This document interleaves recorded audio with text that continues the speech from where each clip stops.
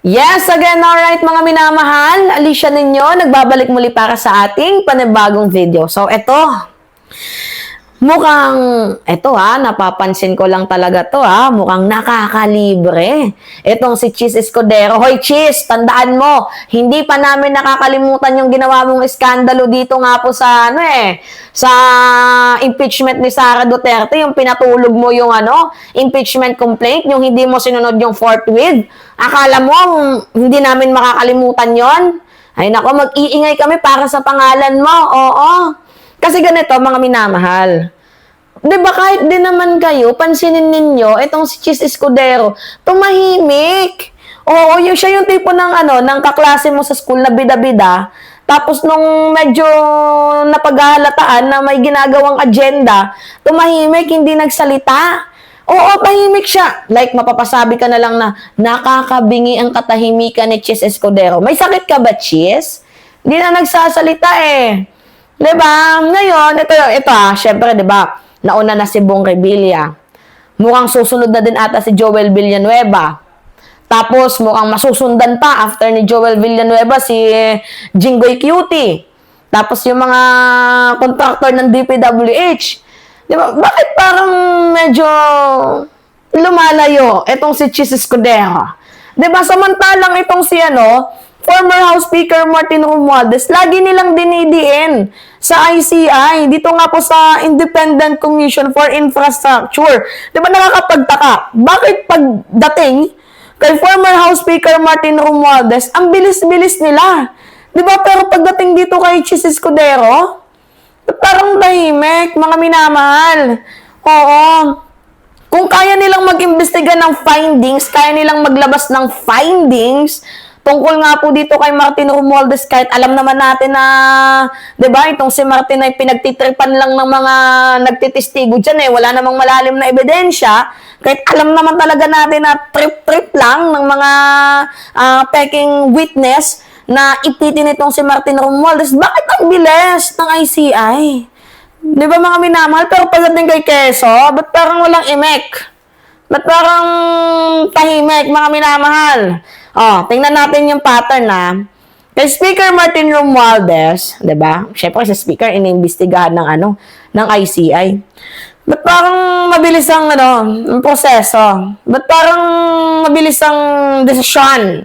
'Di ba? Mga minamahal. Ba't ganon? Pero sa nakita ko naman talaga, mga minamahal, sa ICI, kahit inimbestigahan nila itong si Martin Romualdez, abay wala talaga silang naipukol. Kasi wala talagang ebidensyang magdidiin kay Martin. Pero nagtaka lang ako na bakit parang ang bilis silang imbestigahan itong si Martin. Pero kahit sobrang bilis nilang imbestigahan si Martin, wala silang nakitang ebidensya. Di ba mga minamahal? Walang tawag dito, walang credible testimony na makakapagdiin kay Martin Romualdez. Diba? Walang money trail, di ba? Walang anomalya, sa madaling sabi. Kaya malinaw ang resulta na cleared. Malinaw pa sa crystal clear, na cleared, na sobrang linaw na walang kinalaman si Martin Romualdez. Diba? At kapag malinaw, mga minamahal, ang kawalan ng ebidensya, tama lang na maging mabilis din ang desisyon ninyo na i-clear ang pangalan ni Martin. Pero ito lang yung nagtataka ako. Ba't sa ICI, ba't parang ang bilis din yung imbestigahan yung tao? Diba? Samantalang dapat itong si Chis Escudero, tingnan ninyo, dapat ito yung iniimbestigahan ninyo Kasi dito kay Chis, mga minamahal, may allegedly money trail daw.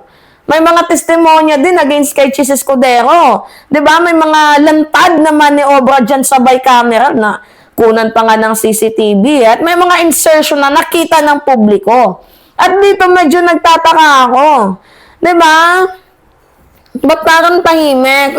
Ba't parang nakakalibre? Yang si Chis Escudero. Balikan natin yung testimonya, mga minamahal, ni Bernardo. 'Di ba? Hindi yan anonymous source, Hindi din yan blind item, mga minamahal. Or hindi din yan invento ng mga vlogger. Yan po ay totoong testimonya. Sino ba si Bernardo? Si Roberto Bernardo, mga minamahal, ang dating DPWH Secretary na sumailalim at humarap bilang witness dito nga po sa ilalim ng panunumpa sa Senate Blue Ribbon Committee. Ngayon, anong sinabi ni Bernardo, mga minamahal? Hindi lang pangalan ng kanyang binanggit doon, oo. Ang kanyang binanggit yung proyekto, paraan ng delivery, at yung mga halaga. Ayon pa nga sa kanya, yung sa kanyang supplemental affidavit, meron daw pong 160 million ang personal niyang inihatid. Oo. Kanino? Tapos meron pang 20% na SOP mula sa 800 million na proyekto. So yun, literal na may pinakita siyang ebidensya, mga minamahal. Pinakita niya yung paraan ng delivery mode niya. Tapos yung halaga. Kaya yan yung sinasabi ko sa inyo, mga minamahal, na eksaktong threshold para imbestigahan na ng ombudsman. Huwag niyong i-dismiss yung kay Quezon. Parang si Quezon nakakalibre eh. Diba, mga minamahal? Yung bicameral, minakobra na nga ni Quezon. Hindi nga dumaan yan sa tamang proseso. Diba, mga minamahal? Tandaan ninyo, ang Bicameral Conference Committee, hindi po yan black box. Oo. Kita ng taong bayan yung massive insertion. Yung biglang paglipat-lipat ng pondo, talagang sobrang linaw ng papel ni Escudero at ni Zaldico. Ngayon, ang tanong, sino yung nakinabang dyan sa 2025 budget? Yung 142 billion insertion, sino yung nakinabang? Yung sa 12 billion, balwarte ni Joel Villanueva sa Bulacan. 7 billion sa Davao. 3 billion kay Bongo. Sino yung nakinabang? Abay, mga DDS, mga minamahal. Ngayon, kung walang anomalya, bakit takot sa findings? Sige nga, bakit kung hindi sila natatakot, abay bakit parang, diba, itong sila Jesus Codera, bay nagtatago sa sayan ng kanilang mga nanay.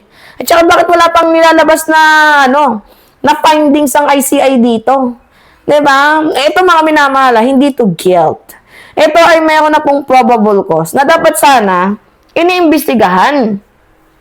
Ang bayaw nga ni Senator Escudero, sino ba yung bayaw niya?